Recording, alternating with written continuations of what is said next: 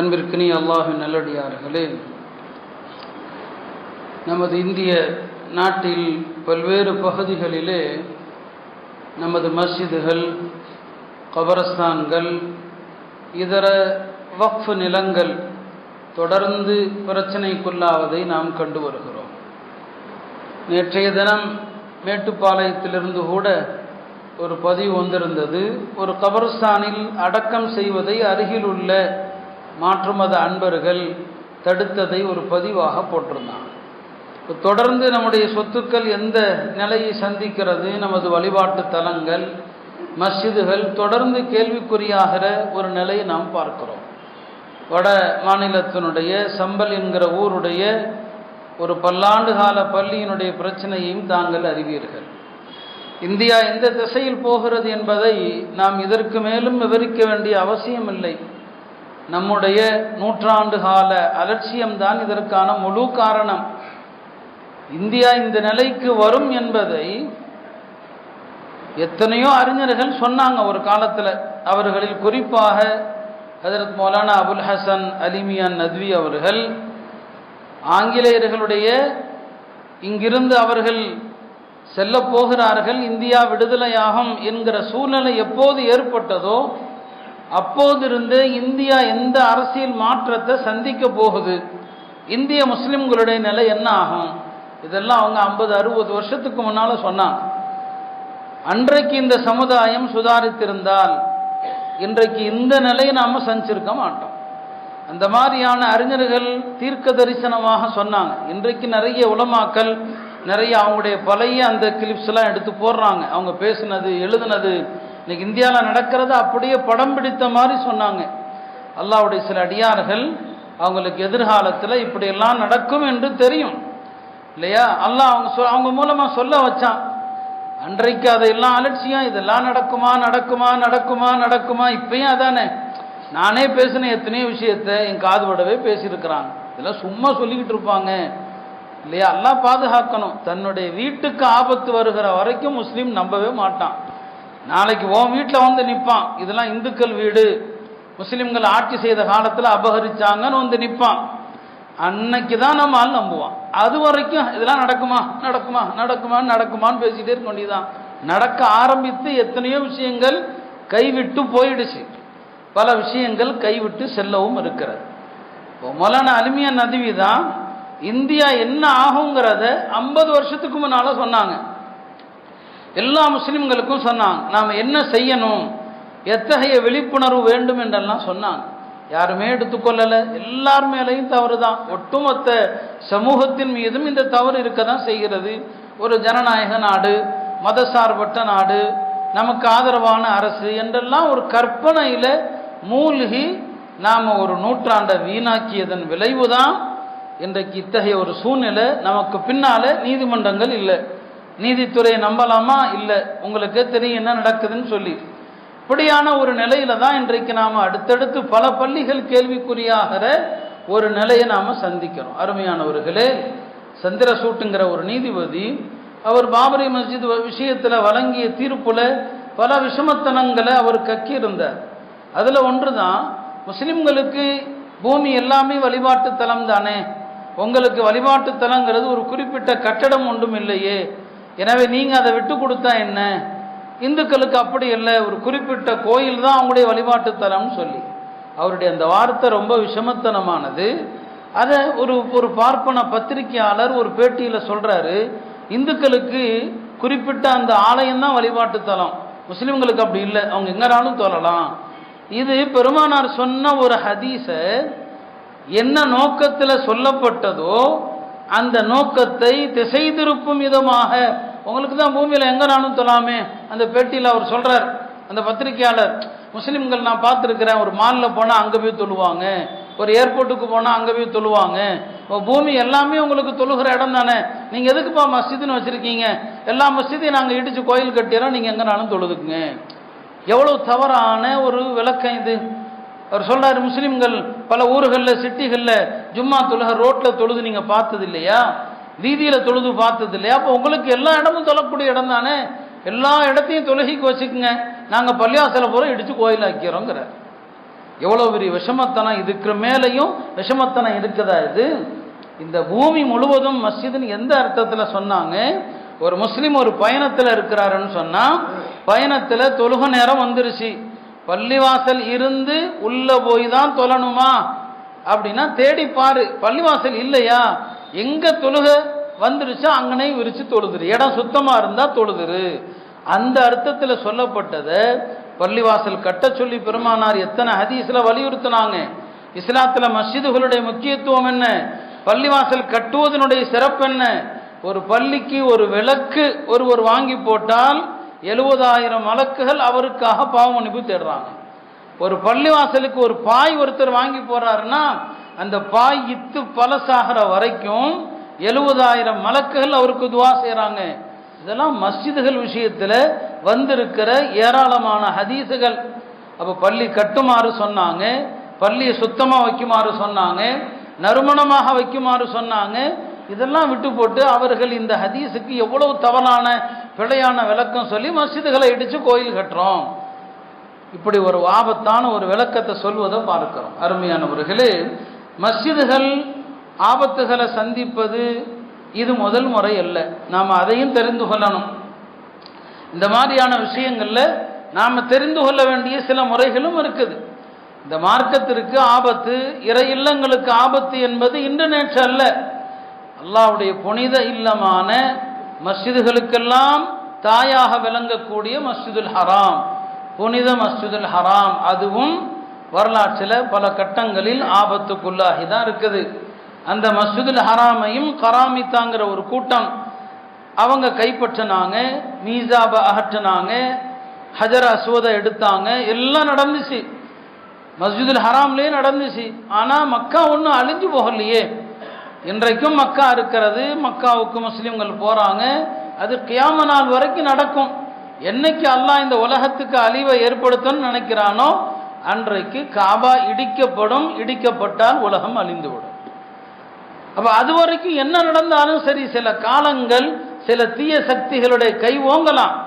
மஸ்ஜிதுல் ஹராமுக்கும் நடந்தது, ஹஜருல் அஸ்வதையை தூக்கிட்டு போயிட்டாங்க, ஹஜர் அஸ்வதை எடுத்து கொண்டு போயிட்டாங்க. சில வருடங்கள் காபால ஹஜருல் அஸ்வதே கிடையாது. அதுக்கப்புறம் சில அரசர்கள் வந்து அவர்களிடமிருந்து மீட்டு அந்த ஹஜருல் அஸ்வதை கொண்டு வந்து இப்போது இருக்கிற இடத்துல வச்சாங்க. பழைய ஹஜருல் அஸ்வது உடையாத சிதையாத ஹஜருல் அஸ்வத்.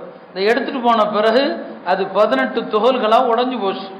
அந்த 18 துகள்களையும் ஒன்று சேர்த்து இப்போ இருக்கிற அமைப்பில் அதை என்ன செஞ்சாங்க, வச்சாங்க. அருமையானவர்களே, வரலாற்றில் இப்படியெல்லாம் நடந்திருக்கிறது. மஸ்ஜிதுகளுக்கு அநீதி முஸ்லிம்களாலேயும் நடந்திருக்குது, முஸ்லீம் அல்லாதவர்களாலேயும் நடந்திருக்குது.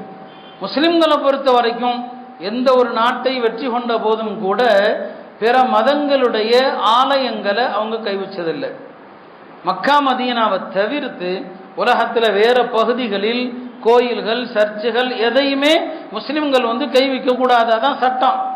எகிப்த முஸ்லிம்கள் ஆட்சி செய்த காலகட்டத்தில் சில ஆட்சியாளர்கள் இடையில என்ன பண்ணாங்க, சில சர்ச்சுகளை, கிறிஸ்தவ ஆலயங்களை இடிச்சிட்டாங்க. அந்த நேரத்தில் இருந்த இமாம் லைஸ் இப்னு சஅத், இமாம் அப்துல்லாஹ் இப்னு லஹியா அவங்க சொன்னாங்க, இந்த ஆலயங்களை திருப்பி கட்டணும்னு சொன்னாங்க, இந்த கிறிஸ்தவ ஆலயங்களை திருப்பி கட்டணும்னு சொன்னாங்க. அதை இடிக்க நமக்கு அனுமதி இல்லை, நாம் அதை திருப்பி கட்டி கொடுக்க வேண்டும் என்று சொன்னாங்க. கட்டி கொடுக்கப்பட்டது. உமர் இப்னு அப்துல் அசீதுடைய ஆட்சி காலத்தில் ஒரு கிறிஸ்தவ தேவாலயத்தை முஸ்லிம்கள் சிலர் அபகரித்து இடித்த நேரத்தில் உமர் இப்னு அப்துல் அசீஸ் ரஹ்மத்துல்லாஹி அலைஹி அதை கட்டி கொடுத்தாங்க. இதுதான் இஸ்லாமிய சட்டம். இஸ்லாமிய நாட்டில் முஸ்லிம் அல்லாதவர்களுடைய வழிபாட்டு தலத்தில் யாராவது ஒரு முஸ்லிம் அதை அசிங்கப்படுத்தினார், இப்போ நடக்குதா இல்லையா, சில இந்துத்துவாதிகள் பள்ளிவாசலில் வந்து என்ன செய்யறது, சிறுநீர் கழிக்கிறது. இது மாதிரி ஒரு கோயிலில், ஒரு சர்ச்சில் ஒரு முஸ்லீம் பண்ணிட்டான்னு சொன்னால் இஸ்லாமிய சட்டப்படி அந்த ஆலயங்களை அவமதிப்புக்குள்ளாக்கிய அந்த முஸ்லீம் தண்டிக்கப்பட வேண்டும். ஒரு கோயிலில் போய் ஒரு முஸ்லீம் அசிங்கப்படுத்திட்டான்னு வைங்க, இஸ்லாமிய சட்டம் சொல்லுது அவனை வந்து என்ன செய்யணும், தண்டிக்கணும்னு சொல்லுது. ஏன்னா அடுத்தவர்களுடைய மத வழிபாட்டு உரிமைகளை கேவலப்படுத்தக்கூடாது. நம்முடைய மார்க்கம் சத்தியம், அவனுக்கு எடுத்து சொல்லலாம், அவனுக்கு விளக்கலாம், நம்ம மார்க்கத்தினுடைய நியாயங்களை சொல்லலாமே தவிர அவனுடைய உணர்வுகளை, அவனுடைய அடையாளங்களை கேவலப்படுத்துவது நம்முடைய மார்க்கத்தில் அறவே கிடையாது. கோயிலை கேவலப்படுத்தினால் அவனுக்கும் தண்டனை இருக்குது. இப்படி தான் முஸ்லிம்கள் எல்லா காலத்திலையும் நடந்தாங்க. உமர் ரலியல்லாஹு அன்ஹு அவர்கள் மதீனத்துல் குதுஸ் என்று அழைக்கப்படுகிற ஜெருசலம், யூதர்கள் அதை ஜெருசலம் சொல்லுவாங்க, முஸ்லிம்கள் அதை குதுஸ்ன்னு சொல்லுவாங்க. அந்த மதீனத்துல் குதுஸை வெற்றி கொண்ட நேரத்தில் யூத கிறிஸ்தவர்களுடைய எல்லா ஆலயங்களையும் அப்படியே விட்டு வச்சாங்க. ஒரு ஆலயத்தை கூட கைவிக்கலை, எல்லாம் அப்படியே இருக்குது. மரியம் அலைஹிஸ்ஸலாமுடைய வழிபாட்டு தலத்திலிருந்து இன்னைக்கும் ஜெருசலம் போனால் அதையெல்லாம் பார்க்கலாம். கிறிஸ்தவர்கள் வர்றாங்க, மரியம் அலைஹிஸ்ஸலாம் வழிபட்ட இடத்த அவங்களும் பார்க்குறாங்க. எல்லாருக்கான வழிபாட்டு தலம் அப்படி அப்படி தான் இருந்துச்சு, எதையுமே இடிக்கலை. இதான் முஸ்லிம்கள் எல்லா காலத்திலையும் நடந்த முறை. ஆனால் அதே நேரத்தில் முஸ்லிம் அல்லாதவர்கள், அது கிறிஸ்தவர்களானாலும் சரி வேறு எவரானாலும் சரி, ஒரு நாட்டை கைப்பற்றினால் முதல்ல அவர்கள் இடிப்பது மஸ்ஜிதுகளை தான், மஸ்ஜிதுகளை தான் இடிக்கிறது. ரஷ்யாவில் கம்யூனிஸ்டுகள் அதைத்தான் பண்ணினாங்க.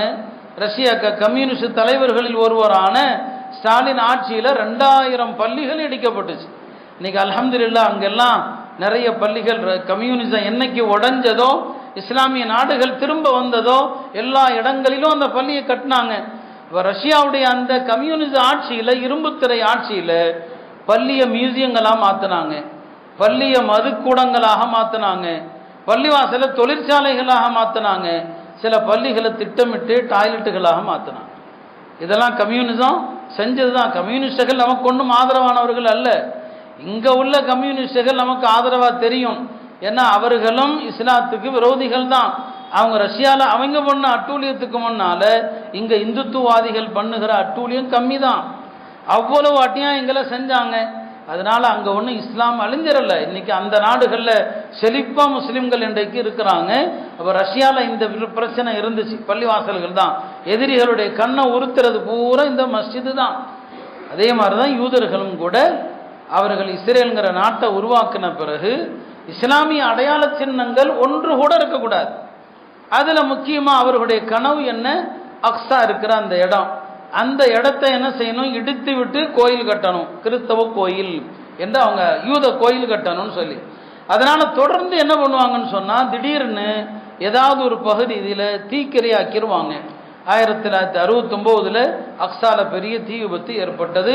இப்போயும் நீங்கள் பார்க்கலாம், அக்ஸா போகிற உங்களுக்கு தெரியும், பல இடங்கள் பார்த்தீங்கன்னு சொன்னால் கருநிறத்தில் இருக்கும். இப்போ அதெல்லாம் எதனால் அப்படிங்கிறது நமக்கு தெரியாது. வரலாற்றை பார்த்தோன்னு சொன்னால் பல முறை யூதர்கள் தீ வச்சிருக்கிறாங்க, அதை எப்படியாவது இடித்து தரமட்டமாக்கணும்னு சொல்லி பல முறை தீ வச்சாங்க. இன்றைக்கும் அதை இடிப்பதற்கான எல்லா வேலையும் செஞ்சிட்டு இருக்கிறாங்க. இடையில ஒரு காலகட்டத்தில் அவர்கள் அக்ஸாவுடைய கீழ்ப்பகுதியில் சுரங்கம் தோண்டினாங்க.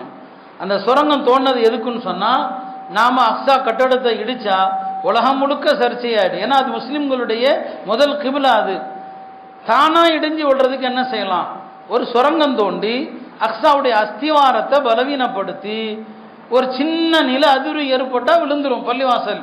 அதையும் செஞ்சாங்க. அதை சில முஸ்லீம் இன்ஜினியர்கள் கண்டுபிடிச்சிட்டாங்க. இதெல்லாம் நாங்கள் ஜியாராவுக்கு போன நேரத்தில் எங்களுக்கு வழிகாட்டியாக வந்தவர் சொன்னார், அந்த சுரங்கத்தை கூட காட்டினார். யூதர்கள் தோண்டி கொண்டு இருந்த எந்த வழியாக தோண்டினாங்கன்னு காட்டினார்.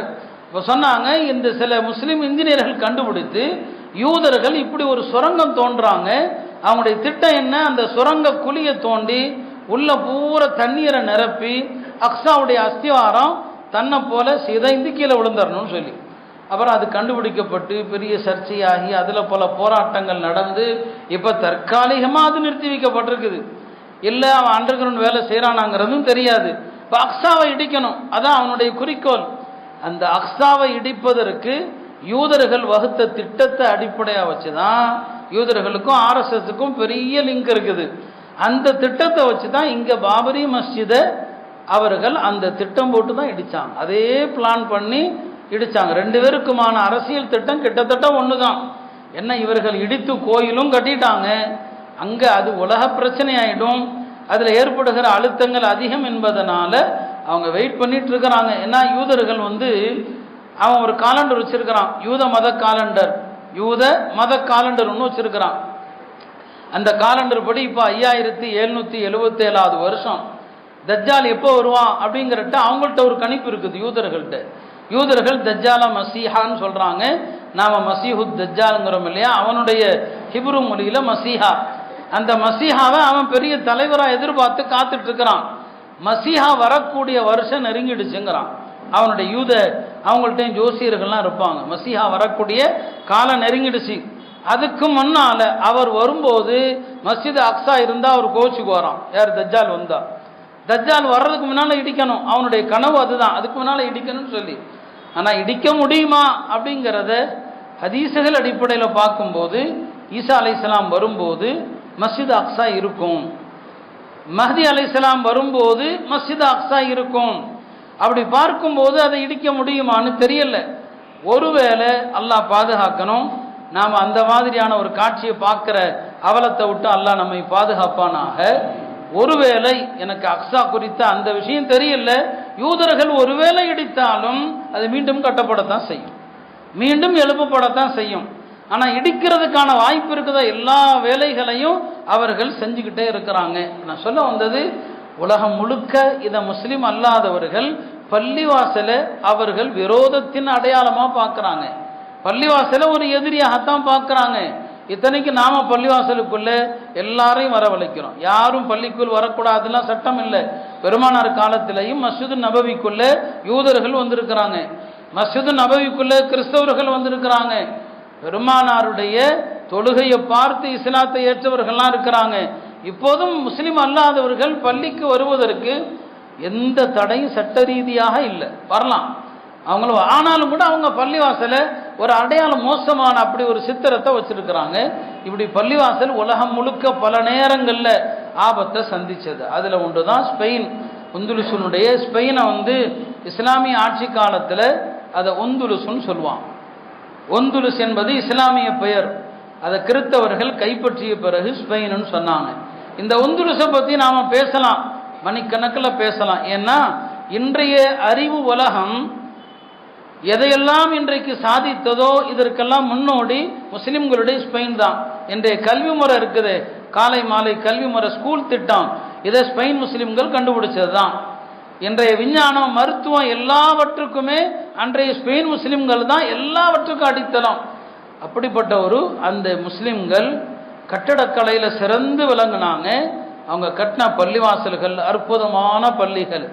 இந்த மைக்கெல்லாம் இல்லாமல் இமாமுடைய குரல் கடைசி வரைக்கும் கேட்கும், அந்த மாதிரியான கட்டட அமைப்பு. அதில் குர்துபாங்கிறது ஸ்பெயினுடைய மிகப்பெரிய சரித்திர நகரம். அந்த சரித்திர நகரத்தினுடைய அழகான பள்ளி தான் ஜாமியோ குர்துபான்னு சொல்லுவாங்க. அந்த குர்துபாங்கிற நகரத்தில் பெரிய பெரிய முஃபஸ்ஸிர்கள் இருந்தாங்க. பெரிய முஃபஸ்ஸிர் குர்துபின்னு சொல்லுவாங்க. பெரிய பெரிய முஃபஸ்ஸிர்கள் எல்லாம் அங்கே வாழ்ந்திருக்கிறாங்க. அந்த குர்துபால ஜாமியோ குர்துபாங்கிறது முஸ்லிம்களுடைய மிகப்பெரிய அழகான அடையாள சின்னம். அந்த ஸ்பெயின் எப்படி வீழ்ந்தது? முஸ்லிம்கள் ஆபாசத்தில் மூழ்கினாங்க. இரவெல்லாம் மதுபானம், இரவெல்லாம் களியாட்டம், இரவெல்லாம் பாடல்கள், எல்லா ஒழுக்கமும் போச்சு, எல்லாமே போயிடுச்சு முஸ்லிம்கள்கிட்ட. கிறிஸ்தவ பாதிரியார்கள் எல்லாம் இஸ்லாமிய அரசை வீழ்த்துவதற்கு காலங்களை எதிர்பார்த்துக்கிட்டே இருந்தாங்க. அப்போ பாதிரியார்கள்லாம் சொன்னாங்க, என்னைக்கு முஸ்லிம்கள் செத்து போகிறாங்களோ அன்னைக்கு முஸ்லிம்களோடு சண்டை போடலாம். வார்த்தையை நல்லா கவனிங்க. முஸ்லிம்கள் என்னைக்கு செத்து போகிறாங்களோ அன்னைக்கு சண்டை போடலாம். முஸ்லிம்கள் செத்து போகிறாங்களா? எப்போ செத்து போவாங்க? இப்போ ஒரு பாதிரியார் சொன்னார், அதுக்கு ஒரு பரிசோதனை இருக்குது, அந்த சோதனையை வைப்போம். அந்த சோதனையில் நமக்கு தெரிஞ்சிடும் முஸ்லிம்கள் உசுரோடு இருக்கிறாங்களா செத்து போயிட்டாங்களா. செத்து போயிட்டாங்கன்னா போர் செய்வோம், உசுரோடு இருக்கிறாங்கன்னா செய்ய வேண்டாம். என்ன சோதனை? ஒரு ஆளை ஏற்பாடு பண்ணினாங்க. ஒரு ஆளை ஏற்பாடு பண்ணி ஒரு நகரத்தினுடைய, முஸ்லிம்கள் வாழுகிற நகரத்தினுடைய ஒரு மைய பகுதியில் ஒரு ஆளை நிறுத்தினாங்க. 48 மணி நேரம் 2 நாள் தொடர்ந்து அவனுக்கு என்ன வேலைன்னு சொன்னால், நீ முகமது நபியை திட்டிக்கிட்டே இருக்கணும், கண்ணாபின்னான்னு திட்டணும், ஆபாச வார்த்தைகளில் திட்டணும், கேட்டார் ரத்தம் கொதிக்கணும், திட்டணும். அந்த வழியாக போகிற முஸ்லீம்கள் என்ன செய்கிறாங்கன்னு பார்க்கலான்னு சொன்னான். 2 நாள் அவன் திட்டிக்கிட்டே இருந்தான் நபிஸ்ஸலாத்துல. அவங்கள இஸ்லாமிய நாடு முஸ்லீம்கள் அந்த வழியாக போகிறவங்கெல்லாம், எப்போ எவனோ லூசு திட்டிகிட்டே இருக்கிறான் அப்படின்னு போயிட்டாங்க. 2 நாள் முடிஞ்சு அவன் உசுரோடு திரும்பிட்டான். பாதிரியார்கள் சொன்னாங்க, முஸ்லீம்கள் செத்து போயிட்டாங்க, இனிமே முஸ்லீம்களை தாக்கலாம். முஸ்லீம்கள் செத்து போயிட்டாங்க, உசுரோடு இல்லை. தங்களுடைய மன்னர்களுக்கெல்லாம் சொன்னாங்க, இனி இஸ்லாமிய இந்த குறுநில மன்னர்களை அடிச்சு நொறுக்குங்க, முஸ்லீம்கள்கிட்ட வீரம் இல்லை, ரோஷம் இல்லை, ஒன்றும் இல்லை, செத்து போயிட்டாங்க. அன்றைக்கு ஆரம்பித்த யுத்தம் கிட்டத்தட்ட ஒரு சில வருடங்களில் முஸ்லீமுடைய கதையை முடிச்சு விட்டாங்க. ஒரு சில வருடங்கள், ரொம்ப காலம் இல்லை, சில வருடங்களில் 800 வருஷம் ஆட்சி செய்த ஒரு மிகப்பெரிய நிலப்பரப்பை ஆட்சியை வீழ்த்தி ஒரு முஸ்லீம் விடாமல் அத்தனை பேரையும் கொன்று குவித்து எல்லா பள்ளிவாசலையும் இடிச்சு. இது அன்னைக்கு சொன்னால் நம்பி இருப்பாங்களா? இன்னைக்கு நாங்கள் சொன்னால் என்ன சொல்றீங்க, இப்பெல்லாம் நடக்குமா நடக்குமா நடக்குமாங்கிறீங்கள. அப்படி பேசி தான் எல்லாத்தையும் அழிச்சிட்டாங்க. பல பள்ளிகளை சர்ச்சா மாற்றினாங்க. நிறைய பள்ளிகளை பன்றி கட்டுகிற கூடங்களாக மாற்றினாங்க. சில பள்ளிகளை அவனுக்கே மனசு இல்லை, வேண்டாம் இந்த பள்ளி இடிக்க வேண்டாம், அப்படியே வச்சிருக்கிறான். அதில் ஒரு பள்ளி தான் குருத்துபா பள்ளி, ஜாமியோ குருத்துபா. இன்னைக்கு ஸ்பெயினில் இருக்குது, போனால் பார்க்கலாம். பல பேர் அங்கே போயிட்டு ரத்த கண்ணீர் வடிச்சிருக்கிறான். அதை பார்த்து அழுது, இங்கே எப்படிப்பட்ட அறிஞர் ஒருத்தர் எழுதியிருக்கிறார், மௌலானா தகி உஸ்மானியும் எழுதியிருக்கிறாங்க. குருத்துபா இன்னைக்கும் ஜாமியோ குருத்துபா இருக்குது. உள்ளே போனீங்கன்னா இப்போ இருக்கிற மஸ்ஜித் நபியுடைய கட்டிட அமைப்பு அதை பார்த்து கட்டினாங்க.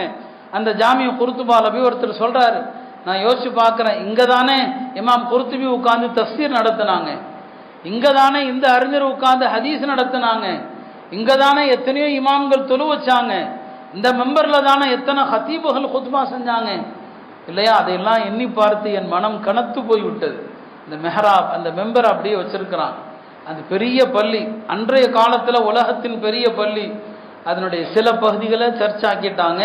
ஒவ்வொரு பகுதி ஒவ்வொன்றாக்கி அந்த மெஹராபுடைய பகுதியை மட்டும் அப்படியே வச்சிருக்கிறாங்க. இப்பயும் முஸ்லீம்கள் ஆட்சி செய்த காலத்தில் எப்படியோ அப்படியே இருக்குது.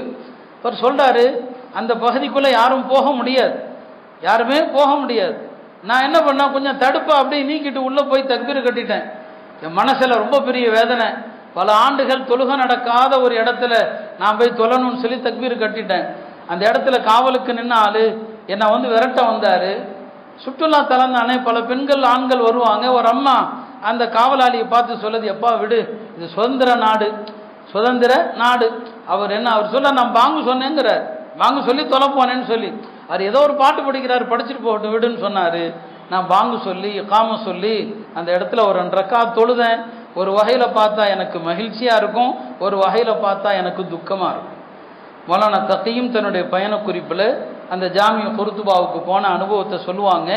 அந்த மெஹராப் இருக்கிற இடத்துக்கு போனால் அப்படியே உணர்வு பிளம்பாக மாறி ஒரு நிமிஷம் திகைச்சு போய் தான் நானும் நின்னேன். கற்பனை செய்ய முடியல, இவ்வளோ பெரிய மஸ்ஜிது, அப்போ எவ்வளோ பெரிய அரசாங்கமாக இருந்திருக்கும், எப்படி வீழ்ந்தது இன்னைக்கு வரைக்கும் கேள்விக்குறி. அதுதான் ஸ்பெயின் எப்படி வீழ்ந்துச்சு. இத்தனைக்கும் யோசிச்சு பார்த்தீங்கன்னா, அன்னைக்கு உலகத்தில் முஸ்லிம்கள் பல இடங்கள் ஆட்சியில் இருக்கிறாங்க, ஆனாலும் வீழ்ந்து. இன்னைக்காவது ஆட்சியை எங்கேயுமே இல்லை, இஸ்லாமிய ஆட்சியும் இல்லை, இஸ்லாமிய உணர்வும் இல்லை, இஸ்லாமிய நாடுகளும் நாசமாக போயிட்டு இருக்குது. இப்போ சவுதியில என்ன நடந்துட்டு இருக்குன்னு பார்க்குறேன். காபாவே அவனே கேவலப்படுத்துறான். காபாவை கேவலப்படுத்துகிற ஒரு நிகழ்ச்சி அண்மையில் ரியாதில் நடந்து முடிஞ்சு. சொல்ல வந்தது, அந்த ஜாமியோ குருத்துபா இவ்வளோ பெரிய பள்ளிவாசல் இல்லையா, பல்லாண்டுகள் அங்கே பாங்கு ஒலிக்கல, இகாமத்து ஒலிக்கல, பல்லாண்டுகள் அங்கு முஸ்லிம்களுக்கு அனுமதியே கிடையாது. இப்போ கொஞ்சம் 2000ங்களுக்கு பிறகு ஸ்பெயினில் கொஞ்சம் கொஞ்சம் பள்ளிவாசல் கட்டுறதுக்கு அனுமதி, ஒரு சில பள்ளிகள் மீண்டு வந்திருக்குது. இப்படி வரலாற்றில் எத்தனையோ பள்ளிகளுடைய வரலாறு நாம் சொல்லலாம். அது மட்டும் இல்லை, முஸ்லிம்கள்லேயே விரோதிகள் ஷியாக்கள். அஹ்லு சுன்னாவுக்கு எதிராக இந்த ஷியாக்கள் பண்ணின அட்டூழி அதிகம். ஈராக் சதாம் ஹுசைன் கையில் இருந்து வீழ்ந்த பிறகு அதை ஷியாக்கள் கைப்பற்றினாங்க. ஷியா அமெரிக்காவுடைய கைக்கூலி. அங்கே பல சுன்ன ஜமாத்து பள்ளிகளில் தொழுகை நடத்த முடியல, தொழுகைக்கு போகிற முஸ்லீம்கள் தாக்கப்படுவாங்க. இன்றைக்கும் இமாமுல் ஆதம் அபு ஹனீஃபா ரஹ்மத்துல்லாஹி அலைஹி அவங்க அங்கே தான் அடக்கப்பட்டிருக்கிறாங்க, ஈராக்கில் பக்தாதில். அவங்களுடைய பள்ளி பெரிய பள்ளிவாசல், அந்த பள்ளியில் கூட கொஞ்ச நாள் தொழுகையே நடக்கலை, உள்ளே போகிறவங்களுக்கு ஆபத்துன்னு சொல்லி. இப்படி பள்ளிவாசல்களில் எத்தனை, பக்தாதில் தாத்தாரியர்கள் தாக்குதல் நடத்தின நேரத்தில் 40 நாள் பக்தாதில் எந்த ஜும்மாவும் நடக்கலை, 5 நேர தொழுகையும் நடக்கலை. வரலாறு முழுக்க இப்படியெல்லாம் இந்த மஸ்ஜிதுகளுக்கு இழைக்கப்பட்ட அநீதிகள் கொஞ்சம் நஞ்சம் அல்ல. ஆனாலும் இந்த தீனை அழிக்க முடியாது. அதனால தான் இன்றைக்கும் நாமெல்லாம் இருக்கிறோம், முஸ்லீம்களாக நாம் இருக்கிறோம்னு சொன்னால் இந்த மார்க்கத்தை அழிவு வராது. இடைப்பட்ட காலங்களில் இது போன்ற சோதனைகள் எத்தனை வந்தாலும் அழிவு என்பது இல்லை. அந்த அடிப்படையில் அருமையானவர்களே, இந்தியாவில் இது போன்ற நிலைகள் ஏற்படுவதற்கான அறிகுறிகள் 100 வருஷத்துக்கு முன்னாலே ஏற்பட்டது. அந்த நேரத்தில் நாம் சுதாரிச்சிருந்தால் இந்த நிலைகள் ஏற்படாமல் தவிர்த்திருக்கலாம். இன்றைக்கு எல்லாமே அவங்க கையில் இருக்குது. நாம் எதுவுமே ஒரு ஜனநாயக ரீதியான ஒரு போராட்டம் செய்தால் கூட ஒரு ஆபத்தான காலகட்டத்தில் நாம் நின்று கொண்டிருக்கிறோம். பள்ளிகள் கேள்விக்குறியாக்கப்படுகிற ஒரு இடத்துல நாம் இருக்கிறோம். எனவே இந்த நேரத்தில் நாம் பள்ளிகள் விஷயத்தில் பள்ளியுடனான நம்முடைய தொடர்பு அதிகப்படுத்தணும். பள்ளியுடனான நம்முடைய தொடர்பு சொன்ன பள்ளிவாசல் கட்டுவது குறித்து பெருமானார் ஸல்லல்லாஹு அலைஹி வஸல்லம் அவர்கள் எவ்வளவு சிறப்புகளை சொன்னாங்க. அதே மாதிரி தான் பள்ளிவாசலுடனான நம்முடைய தொடர்பு இருக்குது. அது என்னங்க ரொம்ப உன்னதமானது. பெருமானார் ஒரு ஹதீஸில் ஆரம்பமாக நான் வாசித்த ஹதீஸில் சொன்னாங்க, அல் மஸ்ஜிது பைத்து குல்லி தகியின், இறையச்சமுள்ள ஒவ்வொரு அடியானுடைய வீடு எதுனா பள்ளி தான். யார் பள்ளிக்கு அடிக்கடி வரப்போக இருக்கிறாரோ, பள்ளிவாசலுக்கு வந்துக்கிட்டே இருக்கணும், அடிக்கடி வந்து போக இருக்கிறாரோ, அவருக்கு அல்லாஹ்தஆலா ரஹமத்தையும் வாழ்வாதாரத்தையும் அருளுகிறான். சிராத்துல் முஸ்தகீம் பாலத்தை கடக்க வைக்கிறான். அவரை அல்லாஹ் சொர்க்கத்துக்கு அனுப்புகிறான். அது வரைக்கும் அல்லாஹ்வுடைய பொறுப்பில் இருக்கிறார். நாம் பள்ளிவாசலோடு நம்முடைய தொடர்பு என்ன? பாங்கு சொன்னால் வர்றோம், சலாம் கொடுத்தா வெளியே போயிடுறோம். இதான் நம்முடைய தொடர்பு. ஒரு தொழுகைக்கு பிறகு இன்னொரு தொழுகை வரை பள்ளிவாசலில் உட்கார்ந்துருக்கிறோமா? இப்போ அசர் தொழுதுட்டா மகரிப் வரைக்கும் ஒரு 1.5 மணி நேரம் இருக்கலாம். பள்ளிவாசலில் இருந்தால் என்ன? நீங்கள் ஒரு தொழுகைக்கு பிறகு பள்ளிவாசலில் உட்கார்ந்தா மலக்குமார்கள் துவா செஞ்சுக்கிட்டே இருப்பாங்க. அல்லாஹும்ம ஃபிர் லஹு, அல்லாஹும்ம அர்ஹம்ஹு, அல்லாஹும்ம ஸல்லி அலை. 5 நேர தொழுகையில் ஏதாவது ஒரு வக்தை எடுத்துக்குங்க. ஒரு தொழுகை முடிஞ்சா அடுத்த நேர தொழுகை வரைக்கும் பள்ளிவாசலில் உட்கார்ந்துருக்கிறது. இது அசர்ல இருந்து மகரிப் வரைக்கும் சாத்தியம். இன்னைக்கு மகரிபுக்கும் இஷாவுக்கும் இடைப்பட்ட நேரம் கம்மி தான். மகரிப் தொழுதுட்டா இஷா வரைக்கும் உட்காரலாம். இதையெல்லாம் நம்ம செய்யறது இல்லையே. ஒரு மனுஷன் பள்ளிவாசலுக்கு அடிக்கடி வந்துட்டு போனா, அந்த அடியான் பள்ளிவாசலுக்கு வரும்போது அல்லாஹ் எப்படி சந்தோஷப்படுவான்னா, நம்முடைய வேண்டப்பட்ட யாராவது ஒருவர் நீண்ட நாள் எங்கேயோ போயிட்டார், நீண்ட நாள் போயிட்டு அவர் வந்தா எப்படி நாம சந்தோஷப்படுவோமோ, ஒரு அடியான் பள்ளிவாசலுக்கு அடிக்கடி வர்றவர் உள்ள வந்துட்டா வானவர்கள்ட்ட அல்லாஹ் அப்படி சந்தோஷப்படுவானா. ஒரு முறை நபி ஸல்லல்லாஹு அலைஹி வஸல்லம் அவர்கள் மகரிப் தொழுது விட்டு தன்னுடைய இல்லத்திற்கு போயிட்டாங்க. சஹாபாக்கள் சில பேர் பள்ளிவாசலில் உட்கார்ந்துருக்கிறாங்க. இஷாவுக்கு நேரம் வருது. பெருமானார் மகிழ்ச்சியோடு மூச்சரைக்க வந்தாங்க.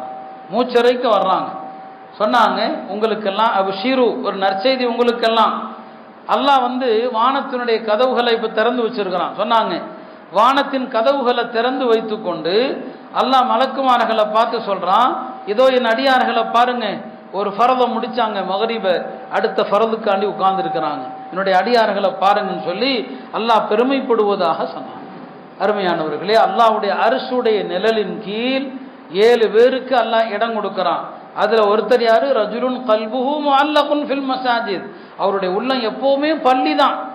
வீட்டுக்கு போனாலும் பள்ளி, கடைக்கு போனாலும் பள்ளி, மஸ்ஜிதுக்கு எப்போ போவோம்? நம்முடைய உறவு மஸ்ஜிதோடு நெருக்கமாகணும். இன்ஷா அல்லாஹ் அப்படி நடந்துச்சுன்னு சொன்னா எதிரிகளுடைய உள்ளத்துல அல்லாஹ் பயத்தை போடுவான். இனி போராட்டங்கள், வால் போஸ்டர்கள் அதெல்லாம் பெரிய பிரயோஜனத்தை தராது. ஒரு ஊர்ல இருக்கிற அத்தனை பேரும் பள்ளி பள்ளி பள்ளின்னு சொல்லி அல்லாஹ்வுடைய வீட்டை நாம அழுத்தமா பிடித்தா யார் என்ன செய்ய முடியும்? ஒன்றுமே செய்ய முடியாது. அத்தகைய ஒரு சூழ்நிலையில் இருக்கிறோம். அதனால அருமையானவர்களே, நாம் இந்த நெருக்கடியான காலகட்டத்தில் நம்முடைய அமல்களை சீராக்கினால் அல்லாஹ் இந்த சூழ்நிலைகளை சீராக்குவான். இந்த நெருக்கடியான காலகட்டத்தில் நாம் நம்முடைய தீனை சரியாக்கினா அல்லாஹ் துனியாவை சரியாக்குவான். இந்த நெருக்கடியான காலகட்டத்தில் நாம் அல்லாஹ்வுடனான உறவை சரியாக்கினால் அல்லாஹ் படைப்புகளுடனான உறவை சரியாக்குவான். நபி ஸல்லல்லாஹு அலைஹி வஸல்லம் வந்தாங்க. நபி ஸல்லல்லாஹு அலைஹி வஸல்லம் அவங்கள்ட்ட ஒரு நாள் ஜிப்ரீல் வந்தாங்க. சொன்னாங்க, பெருமானாரிடத்துல ஒரு செய்தியை சொன்னான். அது என்ன அப்படின்னு சொன்னால், நபி ஸல்லல்லாஹு அலைஹி வஸல்லம் அவங்கள்ட்ட, யா ரசூலல்லாஹ், உலகத்தில் வாழக்கூடிய முஸ்லீம்களில் யாரையாவது ஒருவரை அல்லாஹ் நேசிச்சான்னு சொன்னா அல்லாஹ் ஜிப்ரீல் அலைஹிஸ்ஸலாமை கூப்பிட்டு, நான் இந்த அடியானை நேசிக்கிறேன் அப்படின்னு அல்லாஹ் சொல்லுவான். ஜிப்ரீல் அலைஹிஸ்ஸலாம் வானவர்கள்ட்ட போய் சொல்லுவாங்களாம், இந்த அடியானை அல்லாஹ் நேசிக்கிறான், நீங்களும் அவரை நேசியுங்கள். எல்லா மலக்குகளும் அவரை நேசிப்பாங்க. அப்புறம் அல்லாஹ் சொல்வான், பூமியில் உள்ள எல்லா மக்களுடைய உள்ளத்திலேயும் இந்த அடியானுடைய நேசத்தை நீங்க போட்டுருங்க, எல்லாரும் அவரை நேசிப்பாங்க. அதே மாதிரி தான் இன்றைக்கு நாம் அல்லாஹ்வுடனான எல்லா விஷயத்தையும் சரி செஞ்சா இன்றைக்கு நம்மை கடுமையாக வெறுக்கிற இந்த RSS காரர்கள் உள்ளத்துல கூட அல்லாஹ் நம்முடைய பிரியத்தை போட்டுருவான். ஆனால் இன்றைக்கு நம்முடைய நடைமுறை அப்படி இல்லை. இஸ்லாமிய நாடுகளுடைய நிலை சவுதியில் அண்மையில் நடந்ததை எண்ணி உலகத்தில் உள்ள எல்லா அறிஞர்களும் வேதனைப்படுறாங்க, ரத்த கண்ணீர் வடிக்கிறாங்க. காபாவுடைய ஒரு தோற்றத்தை வைத்து அதில் நிர்வாணமாக அழகிகள் நடனமாடுவதை போன்ற ஒரு விஷயத்தை இப்போ பள்ளிவாசலை யாராவது ஆர்எஸ்எஸ்கார அசிங்கப்படுத்தினா வேதனைப்படுறோம், அதுக்காக கொதிக்கிறோம். ஒரு இஸ்லாமிய நாடு ஹரமைன் இருக்கக்கூடிய ஒரு பூமி, அந்த பூமியில் இந்த அவலை நடக்குதுன்னு சொன்னால் அப்போ அங்கே கேட்கப்படுகிற துவா எங்கே கபூல் ஆகும்? காபால காபாவுடைய இமாம் கேட்குற அந்த துவாக்கள் எப்படி ஏற்றுக்கொள்ளப்படும்? அந்த நாட்டில் இவ்வளோ பெரிய தீமை நடக்குது, காபா அவமானப்படுத்தப்படுது, எப்படி அல்லாஹ்வுடைய உதவி வரும்? இதுதான் ஸ்பெயினில் நடந்துச்சு. இந்த ஆபாசங்கள், இந்த அருவருக்கத்தக்க செயல்நாளுகளை தான் ஒட்டுமொத்தமாக ஒரு முஸ்லீம் இல்லாமல் அழிக்கப்பட்டாங்க. எனவே இந்தியாவை பொறுத்த வரைக்கும் நல்லோர்கள் சாலிஹீன்கள் வாழ்ந்த மண் இது. நீங்கள் பார்த்துருப்பீங்க, ஹாஜா மொயினுத்தீன் சிஸ்தி ரஹமத்துல்லா அலை அவங்க லட்சக்கணக்கான மக்களை அவங்க ஹிதாயத்தினங்க அவங்க மூலமாக பெற்றாங்க இல்லையா? அவங்களுடைய அந்த மக்பராவிற்கு காஃபிர்களும் கூட வருவாங்க. அவங்க எங்களுக்கு நல்லா ஆயிடுச்சுன்னு சொல்லுவாங்க. காஃபிர்களும் காணிக்க செலுத்துவாங்க, இன்னைக்கு அந்த மஸார், அவர்கள் அடக்கப்பட்டிருக்கிற அந்த மஸாரையும் கூட இன்னைக்கு ஆபத்து வருது. அதையும் இந்து கோயில் இருந்த இடம்னு சொல்றாங்க. இப்படி இன்னும் எந்தெந்த இடங்களை சொல்ல போறாங்களோ தெரியல. எல்லா இடங்களுக்கும் ஆபத்தான ஒரு சூழ்நிலை. என்ன சொல்வது, என்ன தீர்வுன்னு தெரியாம தான் முழிக்கிறோம். ஏன்னா நம்முடைய பெரியவர்களும் அமைதியாகத்தான் இருக்கிறாங்க. இந்த நேரத்தில் நாம மக்களை போராட்டங்களுக்கு தூண்டி பிரயோஜனம் இல்லை. எல்லாமே ஒரு ஆபத்தான சூழ்நிலையில தான் இருக்குது. எனவே அல்லாவின் பக்கம் மீள்வதை தவிர வேறு வழி இல்லை. இருக்கிற மஸ்ஜிதுகளை பாதுகாப்போம், மஸ்ஜிதுகளுடனான தொடர்பை அதிகப்படுத்துவோம். அல்லாஹ் எல்லா வகையிலும் உதவி செய்வான். இன்னும் அதிகமான மஸ்ஜிதுகளை நாம கட்டுவோம். பெருமானார் பள்ளிகளை அதிகமாக கட்ட சொன்னாங்க. முஸ்லிம்கள் கொஞ்சம் பேர் இருந்தால் பள்ளி தான். அதில் உமர் ரலியல்லாஹு அவர்கள் தன்னுடைய ஆளுநர்கள், கவர்னர்கள், சாது பின் அபி வக்காஸ் அவங்க கூஃபால இருந்தாங்க, அம்ர் இப்னு ஆஸ் அவங்க மிஸ்ரில் இருந்தாங்க, அபு மூஸா அஷ்அரி பஸ்ரால இருந்தாங்க. எல்லாருக்கும் ஒரு கடிதம் எழுதினாங்க, ஒரு சர்க்குலர் எல்லாருக்கும் போகுது. என்ன அப்படின்னா, உங்கள் பகுதியில் எல்லா இடங்களிலும் மஸ்ஜிது கட்டுங்க, 5 நேரம் தொழுகை நடத்துங்க, ஜும்மா ஒரே ஒரு பள்ளியில் நடத்துங்க. ஜும்மா ஒரு பள்ளி, அதுக்கு தான் ஜாமி மஸ்ஜிதும் வாங்க. எல்லா பள்ளியிலையும் 5 நேரம் தொழுகை நடக்கிற மாதிரி பள்ளிகளை அதிகப்படுத்துங்கன்னு சொன்னாங்க. அதனால நாம மஸ்ஜிதுகளை கட்டுவதோடு இல்லாமல் அந்த மஸ்ஜிதுகளை அமல்களை கொண்டு செழிப்பாக்குவோம். அல்லாஹ்விடத்தில் துவா செய்வோம். எல்லாம் அல்லாஹ் இந்த ஹாலாத்துகள், இந்த சூழ்நிலைகளை எல்லாம் மாற்றுவான். வரலாறு எப்போதுமே ஒரே மாதிரி இருக்காது, காலச்சக்கரம் மாறி மாறி தான் வரும். இந்த அவர்களுடைய கையில் இருக்குது. ரஷ்யாவில் முஸ்லிம்கள் பள்ளிகளை இழந்து பிறகு ரஷ்யா உடைந்த நேரத்தில் 60க்கும் மேற்பட்ட இஸ்லாமிய நாடுகள் உருவாச்சு. இன்னைக்கு அந்த பள்ளிகளை திருப்பி கட்டிட்டாங்க. அல்லாஹ் நாடினால் இன்ஷா அல்லாஹ் இடிக்கப்பட்ட பாபரி மஸ்ஜித் திரும்ப கட்டப்படும். கியாமத்துக்கு முன்னால் அதெல்லாம் நடக்கும்.